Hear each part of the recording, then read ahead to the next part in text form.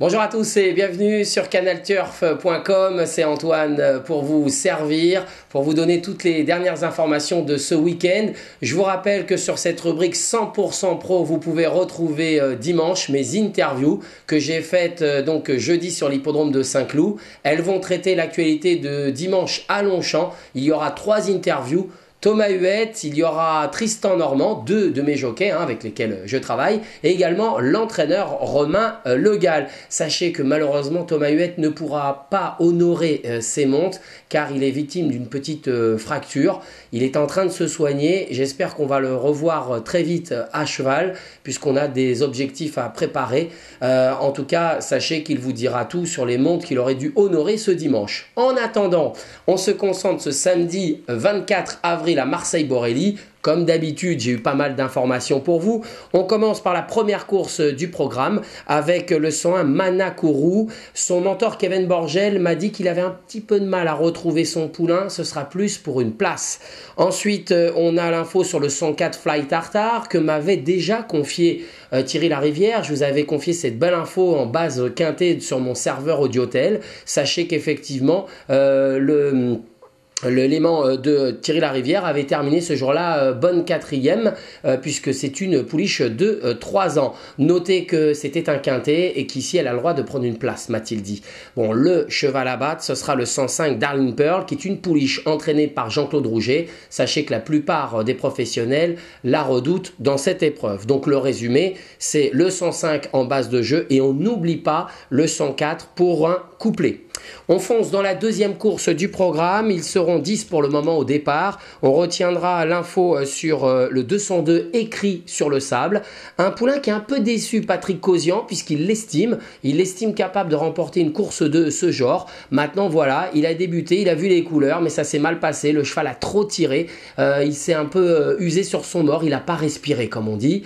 Donc, il en attend une complète réhabilitation ici. En tout cas, il serait déçu de ne pas être à l'arrivée.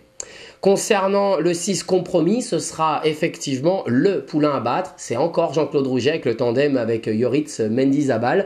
Un compromis qui a démontré forcément de la qualité.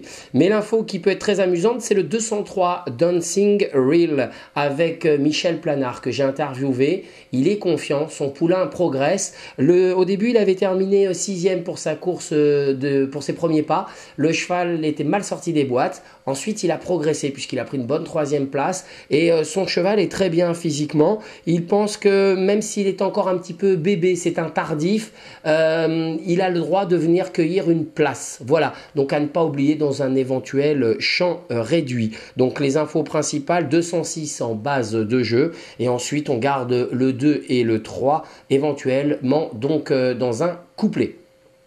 On va passer ensuite directement à la 4e course du programme qui sera support du multi.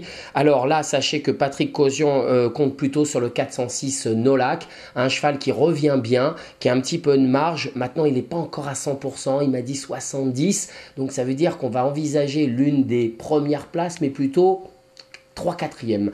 Concernant donc l'autre atout de l'écurie, ce sera plus à mettre dans un champ réduit. I Love You, il ne faut pas que le terrain soit lourd. Alors il y a une polémique parce qu'il a un peu plu à Marseille, on attend de la pluie. Comment va être le terrain? Certains disent qu'il va être très souple, voire lourd. D'autres vont dire non, pas du tout, souple.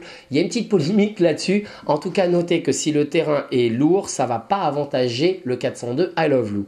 On rebondit dans l'écurie de William James Stewart Carjig, un anglais très sympathique. Il n'aime pas qu'on l'appelle William, il aime qu'on l'appelle Stewart. Alors c'est comme ça que je vais l'appeler sur Canal Turf. Sachez que il y compte avec le 413 Cœur-Rasien, un cheval qu'on commence à bien connaître, qui n'a pas du tout apprécié l'APSF de Vivo. Il va être beaucoup mieux sur le gazon de Borelli. Il y croit, ça sera sa meilleure chance des deux puisqu'il m'a dit que pour le 405 Tucumano, ça allait être un petit peu le bout du monde, il craignait la distance. Donc le résumé, le 2 et le 5 à mettre dans un champ réduit multi.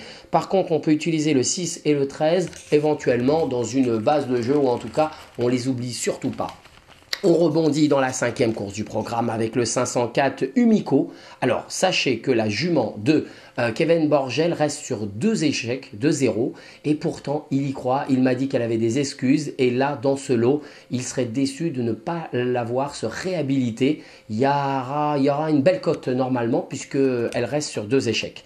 Et puis, notez que l'écurie Cardic va être représentée par le 511 Denil. Il y croit. Il faut savoir que son cheval est bien mieux placé ici, même si c'est à peu près le même lot. Il attire un meilleur numéro de corde et lui va être avantagé si le terrain est bon. Donc j'ai senti un Cardic confiant pour terminer dans la bonne combinaison du quartet et multi-régional. C'est pour le sud-est bien évidemment. Donc en résumé, 4 et 11. On continue avec la 6e. Alors rien de bien affolant. Sachez que Kevin Borgel va déclarer non partant le 612 Volsora. Je l'ai appris en direct puisqu'il confiait l'information au premier garçon de l'écurie.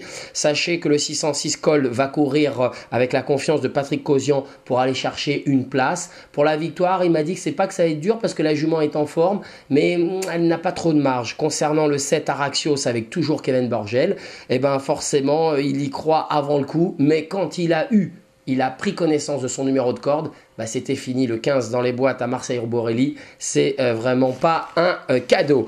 Et puis on va terminer par la 7e. Alors là c'est assez chaud dans la 7e, même si on est en haie, et donc on peut tomber, il y a des aléas de course. Sachez que Michel Planard compte sur le 705 Valdas. Il m'a dit que c'était un poulain qu'il aimait bien, simplement il était un peu fougueux, un peu foufou. Il avait du mal à le canaliser. Maintenant, il faut savoir qu'il a tendance à prendre la tête et de sauter comme un taureau les haies ou le steeple. Peu importe, c'est pas la spécialité.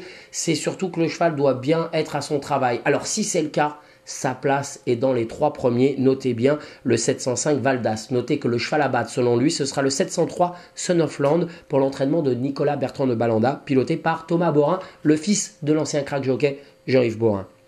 Donc on n'oublie pas 3 et 5 dans la 7e. Voilà, on a fait un beau tour d'horizon du côté de Marseille.